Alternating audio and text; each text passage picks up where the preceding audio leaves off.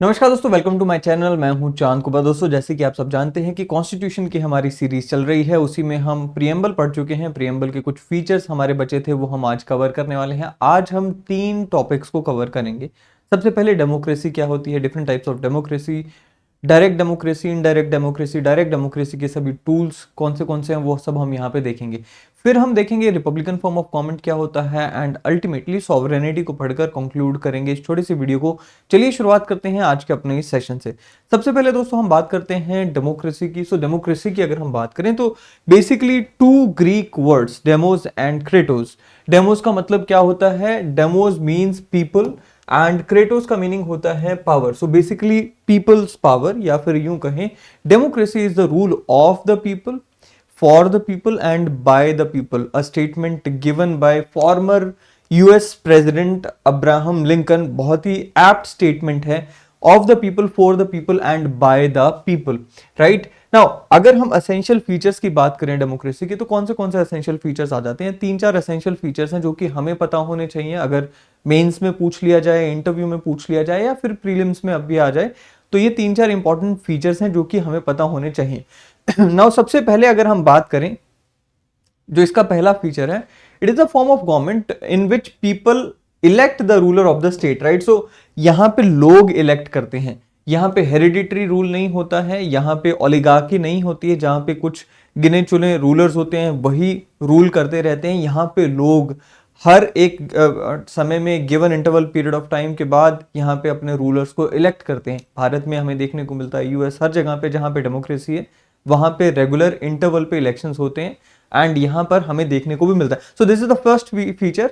Second is कि वहां पर जहां पर भी डेमोक्रेसी होती है वहां पे मल्टी पार्टी सिस्टम होता है। ना मल्टी पार्टी सिस्टम मतलब क्या? कि वहां पर मल्टीपल पॉलिटिकल पार्टीज होती हैं जो कि इलेक्शंस में कॉन्टेस्ट करती हैं। मल्टीपल कैंडिडेट्स को फील्ड में उतारा जाता है एंड वो इलेक्शंस में कॉन्टेस्ट करते हैं। अगर किसी देश में, जैसे कि हमें देखने को मिलता है चाइना हो गया, रशिया हो गया, अगर किसी देश में नाम मात्र मल्टीपल पॉलिटिकल पार्टीज हैं लेकिन डोमिनेट एक ही पॉलिटिकल पार्टी कर रही है फॉर डेकेड्स, वहां पर आप समझ लीजिएगा कि डेमोक्रेसी नहीं एग्जिस्ट करती है। क्योंकि multiple political party on the face of it होना जरूरी नहीं है। ऐसा नहीं है कि सिर्फ पेपर में मल्टीपल पॉलिटिकल पार्टीज हैं तो डेमोक्रेसी हो गया, ऐसा नहीं है। वहां पर एक्चुअल में उनके पास ये अपॉर्चुनिटी भी होनी चाहिए कि वो इलेक्शंस में कॉन्टेस्ट कर सकें एंड रियल ऑन ग्राउंड चुनाव लड़ सकें। उसके बाद अगर हम बात करें कि थर्ड फीचर कौन सा है, तो कहता जी the third feature is the party which receive the majority votes runs the government.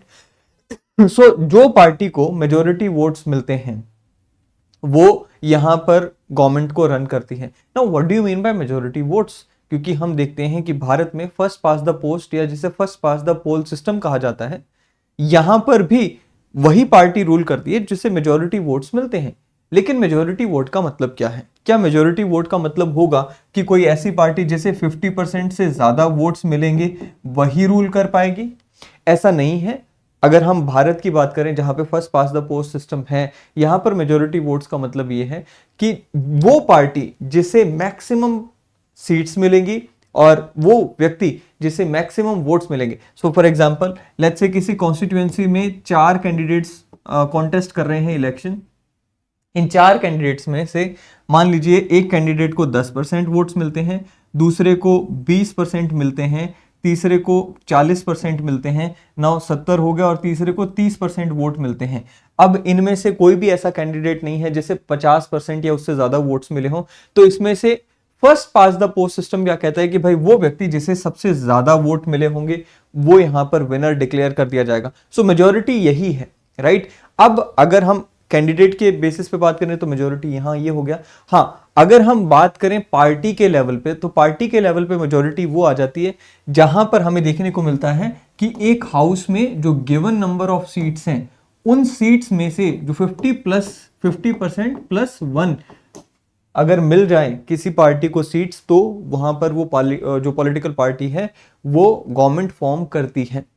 Right, अब कई बार हमें कोalition फॉर्म ऑफ गवर्नमेंट भी देखने को मिलता है। वहां पर मल्टीपल पॉलिटिकल पार्टीज के जो चुने हुए नुमाइंदे होते हैं वो मिलकर एक व्यक्ति को अपने दल का नेता चुन लेते हैं एंड वो जो कोalition फॉर्म ऑफ गवर्नमेंट है वहां पर वो एग्जिस्ट करती है। चलिए, सो ये 3 फीचर हमने यहां पर अभी तक देखे। चौथा जो एक और इंपॉर्टेंट फीचर है वो है freedom of press. Freedom of press होना अपने आप में एक अहम फीचर हो जाता है, क्योंकि हम डेमोक्रेसी की जब बात करते हैं तो उसे हम यहां पर उसमें 3 पिलर्स तो हम गिनते ही हैं, judiciary, executive and legislature. And चौथा जो पिलर है वो बेसिकली मीडिया को यहाँ पे गिना जाता है। क्यों गिना जाता है? उसका स्पष्ट रीजन है वो ये कि जो मीडिया होता है वो हमारे तक free flow of information provide कराता है, जिसके बेसिस पर as a voter we take decision कि किस पॉलिटिकल पार्टी को यहाँ पे हमने वोट देना है, किस कैंडिडेट को हमें चुनना है। So freedom of media is very important in democracy. So ये 4 इंपॉर्टेंट फीचर्स हमें देखने को मिलते हैं डेमोक्रेसी में। अब बात करते हैं 2 टाइप्स ऑफ डेमोक्रेसीज की। तो सबसे पहला जो है वो है डायरेक्ट डेमोक्रेसी एंड दूसरा है इनडायरेक्ट डेमोक्रेसी। भारत की अगर हम बात करें तो of course we are using the system of indirect democracy. सवाल उठता है कि डायरेक्ट एंड इनडायरेक्ट डेमोक्रेसी में फर्क क्या है, एंड क्या इनडायरेक्ट डेमोक्रेसी बेटर है या डायरेक्ट डेमोक्रेसी बेटर है, कहां के लिए कौन सी फॉर्म ऑफ गवर्नमेंट बेटर है। चलिए, सो डायरेक्ट डेमोक्रेसी की अगर हम बात करें तो डायरेक्ट डेमोक्रेसी में होता ये है दोस्तों, जहां पे लोगों का पार्टिसिपेशन हमें देखने को मिलता है गवर्नमेंट के काम में, चाहे वो लॉ मेकिंग हो या फिर एग्जीक्यूटिव का कोई काम हो, वहां पर लोगों का पार्टिसिपेशन देखने को मिलता है। So direct democracy is the form of the government wherein people directly participate in the working of the government.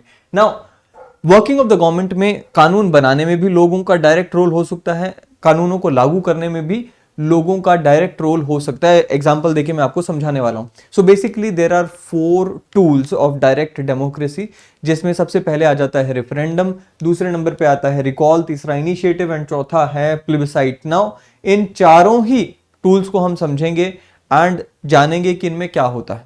अगर हम डायरेक्ट डेमोक्रेसी के कुछ एग्जाम्पल कंट्रीज के यहाँ पे देखें तो फ्रांस, स्विट्जरलैंड, यहाँ पर हमें डायरेक्ट डेमोक्रेसी देखने को मिलती है।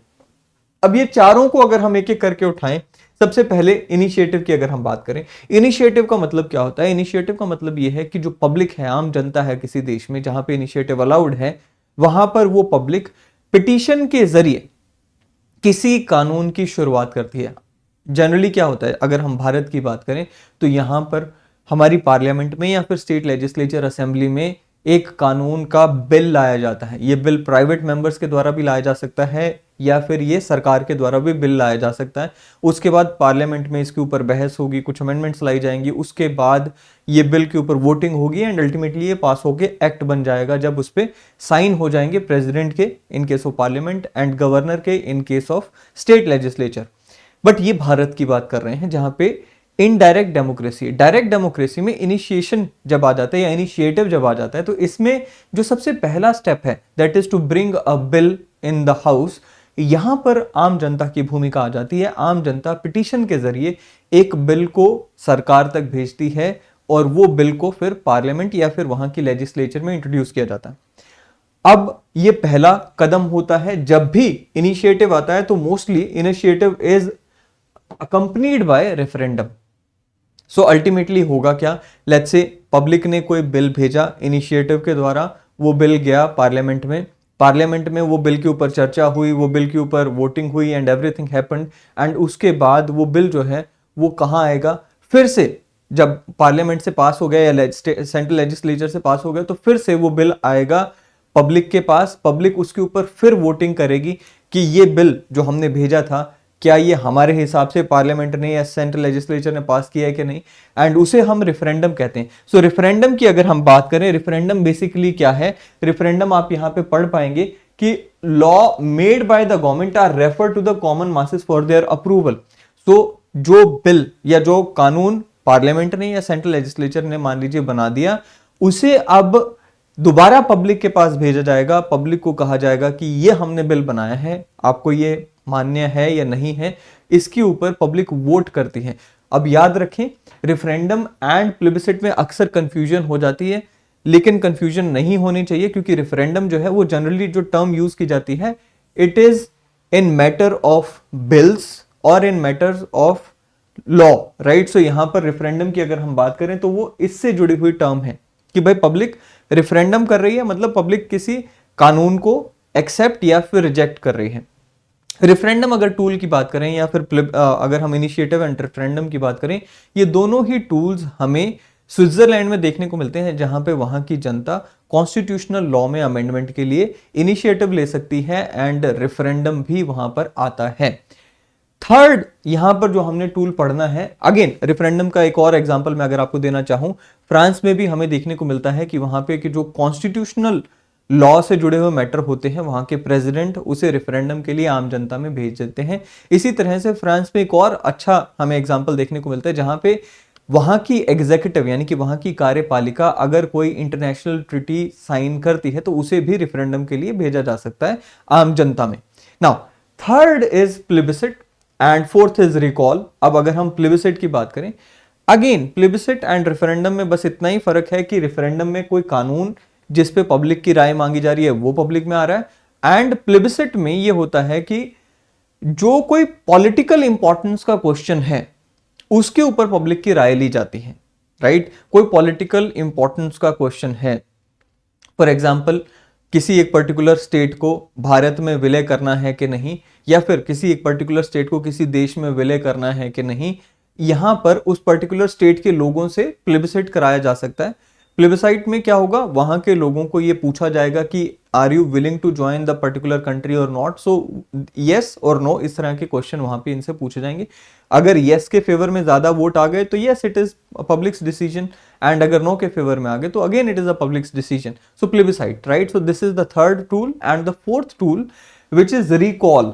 नाउ रिकॉल क्या होता है? रिकॉल का मतलब होता है कि जो इलेक्टेड रिप्रेजेंटेटिव्स हैं उन्हें कॉल बैक करना। मान लीजिए हमने पार्लियामेंट में अपने एमपीज को चुनकर भेजा, अब क्योंकि ये भारत में लागू नहीं होता, but still it in a hypothetical situation recall कैसे काम करेगा वो देख लेते हैं। हमने पार्लियामेंट में अपने मेंबर ऑफ पार्लियामेंट को चुनकर भेजा, हमें लगा कि 1 साल हो गया हमारे मेंबर ऑफ पार्लियामेंट ने हमारी उम्मीदों के हिसाब से काम नहीं किया, या फिर ये हमारी कॉन्स्टिट्यूएंसी में नहीं आ रहे हैं, या फिर ये पार्लियामेंट में हमारा मुद्दा नहीं उठा रहे हैं। ऐसी सिचुएशन में पब्लिक को ठगा हुआ महसूस हुआ, पब्लिक को चीटेड महसूस हुआ, पब्लिक ने सोचा कि भाई इन्हें वापस बुलाओ, कोई और नेता को चुनकर भेजेंगे। सो यहां पर रिकॉल आ जाएगा। रिकॉल में क्या होगा, रिकॉल में पब्लिक जो है यहां पे रिकॉल करेगी, यानी कि पब्लिक यहां पे वोट करेगी और ये डिसाइड करेगी कि इन्हें वापस बुलाना है। सवाल उठता है कि क्या भारत के केस में रिकॉल पॉसिबल है? भारत के केस में रिकॉल पॉसिबल नहीं है, क्योंकि जैसे कि मैंने अभी आपको बताया कि first past the post system यहां पे लागू होता है। सो क्या होगा, क्योंकि मैंने आपको बताया कि भाई देखिए मान लीजिए भारत में 4 कैंडिडेट्स हैं, उनमें से जो सी हैं इन्हें 40% ऑफ द वोट्स मिले एंड इन्हें चुनकर हमने पार्लियामेंट में भेज दिया ना। होगा क्या, होगा ये कि भाई जिस दिन ये पार्लियामेंट में पहले दिन पहुंचेंगे उसी दिन इनका रिकॉल हो जाएगा, क्योंकि इन्हें 50% से ज्यादा वोट्स नहीं मिले थे। एंड अगर हम यहां पर मेजोरिटी की बात करें तो मेजोरिटी कहां आ गई, 60% वो लोगों की मेजोरिटी आ गई जिनके चुने हुए नुमाइंदे नहीं जीत पाए, राइट। सो होगा क्या, जिस दिन ये भाई साहब या ये बहन जी पहुंचेंगी पार्लियामेंट में उसी दिन क्या होगा, उससे अगले दिन ही मान लीजिए ये बाकी के लोगों के जो जुड़ी हुई जनता है या जो वोटर्स हैं ये इकट्ठे होकर इन्हें वापस बुला सकते हैं। So there will be no stable government and there will be no stability in the parliament और the legislature. Now that is why recall is not possible in case of India, right. So ये 4 हमने tools की बात की जो कि भारत में नहीं है, बल्कि जो डायरेक्ट डेमोक्रेसी वाले देश हैं वहां पर हमें देखने को मिलते हैं डायरेक्ट टूल्स, राइट। सो उसके बाद अगर हम बात करें इनडायरेक्ट डेमोक्रेसी की, वेरी सिंपल, इनडायरेक्ट डेमोक्रेसी तो हमें भारत में देखने को मिल ही रही है। इनडायरेक्ट डेमोक्रेसी होती क्या है? So basically it is that form of democracy where the people rule the country not directly but through their representatives. So people run the government through their representatives. So होता क्या है, भारत में हम हमारे नुमाइंदों को, हमारे मेंबर्स ऑफ पार्लियामेंट को, हमारे मेंबर्स ऑफ लेजिस्लेटिव असेंबली को एज अ रिप्रेजेंटेटिव चुनकर भेज देते हैं। ये हमारे बिहाफ पर हाउस में जाकर कानून बनाते हैं, हमारे बिहाफ पर ये सरकार का हिस्सा बनते हैं, सरकार को रन करते हैं। नाउ अगर सवाल ये आ जाए कि क्या भारत में डायरेक्ट डेमोक्रेसी लाई जानी चाहिए, देखिए इसमें कुछ अड़चने हैं। अड़चने ये हैं कि भाई भारत में क्योंकि पॉपुलेशन बहुत वास्ट है, लोगों को अभी भी उतनी ज्यादा अवेयरनेस नहीं है that how the government works, how the political system functions. दूसरी बात ये कि अवेयरनेस अगर हो भी तो डाइवर्सिटी इतनी ज्यादा है कि यहां पर डायरेक्ट डेमोक्रेसी जो है वो सस्टेन नहीं कर पाएगी, राइट। सो होना क्या चाहिए, होना ये चाहिए कि यहाँ पर जो इनडायरेक्ट डेमोक्रेसी है उसे कैसे स्ट्रेंथन करना है, उसके ऊपर हमें काम करना होगा। जो इनडायरेक्ट डेमोक्रेसी है, जो ग्रास रूट लेवल की डेमोक्रेसी है, उसे कैसे सस्टेन, उसे कैसे स्ट्रेंथन करें, उस पर काम करने की जरूरत है। पब्लिक पार्टिसिपेशन को कैसे बढ़ाया जाए, उसके ऊपर काम करने की जरूरत है। चलिए नाउ अब बात करते हैं नेक्स्ट मुद्दे की, that is Republican form of government. Republican form of government कौन सी होती है? सो बेसिकली मैंने आपसे पहले लेक्चर में कहा था that in parliamentary form of government there are two heads, one is head of the state, other is head of the government. So head of the state, right, one is head of the state and the other is head of the government. So ये दो head होते हैं parliamentary form of government में। अब अगर हम head of the government की बात करें तो प्राइम मिनिस्टर होते हैं, and head of the state की बात करें तो प्रेसिडेंट होते हैं। Now Republican form of government में जो हेड ऑफ द स्टेट होते हैं वो चुने हुए हेड होते हैं, वो हेरिडिटरी हेड नहीं होते हैं। अगर हम मोनार्की की बात करें या कॉन्स्टिट्यूशनल मोनार्की जैसे कि यूके की बात करें, जापान की बात करें, वहां पर हमें देखने को मिलता है कि जो हेड ऑफ द स्टेट हैं वो नॉमिनल हेड होते हैं, ऑफ कोर्स उनका फॉर्मल रोल होता है, बट वो हेरिडिटरी होते हैं, राजघराने से आते हैं। जैसे कि अभी हमने यूके में देखा, king is the head of the state, right. अगर इंडिया की बात करें तो यहां पर head of the state is president, जिन्हें इनडायरेक्टली आम जनता के द्वारा ही चुना जाता है। इनडायरेक्टली कैसे? क्योंकि हम अपने रिप्रेजेंटेटिव्स को member of parliament, member of legislative assembly बनाकर भेजते हैं और ये हमारे बिहाफ पे प्रेसिडेंट ऑफ इंडिया को चुनते हैं। सो रिपब्लिकन फॉर्म ऑफ गवर्नमेंट वो फॉर्म ऑफ गवर्नमेंट होती है जहां हेड ऑफ द स्टेट चुने हुए होते हैं, राइट। ये हमने यहां पर देखा। Third is sovereignty. Now sovereignty को मैं पहली वीडियो में, यानी कि जो हमारा introduction to the constitution of India था, उसमें मैंने काफी अच्छे से डिस्कस किया था। फिर से एक बार इसके ऊपर थोड़ी सी नजर डाल लेते हैं। सॉवरेनिटी यानी कि संप्रभुता की अगर हम बात करें तो इसका मतलब क्या होता है? तो कहता है जी supreme decision making power. So basically sovereignty का मतलब क्या है कि क्या मेरे में ये क्षमता है, ये पावर है कि मैं अपने फैसले खुद ले सकूं? क्या मैं सुप्रीम हूं? So sovereignty means what? Sovereignty means अगर कोई देश अपने फैसले खुद ले पाता है प्लस उन फैसलों को इंप्लीमेंट कर पाता है, उसे सोवरेनिटी कह देते हैं। अब सोवरेनिटी दो तरह की हो सकती है, internal as well as external. Internal sovereignty में बेसिकली क्या होता है कि एक देश अपने लिए खुद कानून बनाता है एंड वो कानून को पूरे देश में लागू करने की क्षमता भी उस देश की सरकार में होती है, राइट। इंटरनल सोवरेनिटी, भारत की बात करें, अमेरिका की बात करें, कोई भी ऐसा देश जहां पर हमें देखने को मिलता है कि वहां की पार्लियामेंट कानून बना पा रही है, वहां की सेंट्रल लेजिस्लेचर कानून बना पा रही है, स्टेट लेजिस्लेचर्स कानून बना पा रही हैं और उन्हें लागू भी कर पा रही हैं। इंटरनल सोवरेनिटी हो गया। एक्सटर्नल सोवरेनिटी की अगर हम बात करें तो इसका मतलब होता है कि हमारी जो फॉरेन पॉलिसी है या किसी देश की फॉरेन पॉलिसी है वो उसी देश के द्वारा डिसाइड की जा रही है। किस देश के साथ संबंध बनाने हैं, किसके साथ नहीं बनाने हैं, ये हमें कोई थर्ड पार्टी आके डिक्टेट नहीं करेगी। फॉर एग्जाम्पल, मैं पहले भी ये एग्जाम्पल ले चुका हूं, यूक्रेन और रशिया का युद्ध हुआ, वेस्ट ने हम पे बहुत सारा प्रेशर बनाया कि भारत को रशिया के साथ डील नहीं करना चाहिए, हमें रशिया के साथ डील ना करके उनसे पेट्रोल गैस नहीं खरीदना चाहिए। लेकिन भारत ने अपने हितों को समझते हुए खुद से डिसीजन लिया कि we will deal with Russia in spite of all the pressure that we had from the west, right? So this is external sovereignty, right? So external sovereignty में यही आ जाता है कि आप अपनी फॉरेन पॉलिसी खुद के हिसाब से खुद तय करते हैं। सो ये थे कुछ फीचर्स जो कि हमने पढ़े। इसके बाद हम part 1 of the Indian constitution की तरफ बढ़ेंगे। अगर आपको ये वीडियोस पसंद आ रहे हैं, इन्हें लाइक करें, इन्हें शेयर कर सकते हैं, सब चैनल को सब्सक्राइब करें। अगले वीडियो में फिर एक बार मिलेंगे। Till then thank you and have a great day ahead. Thank you.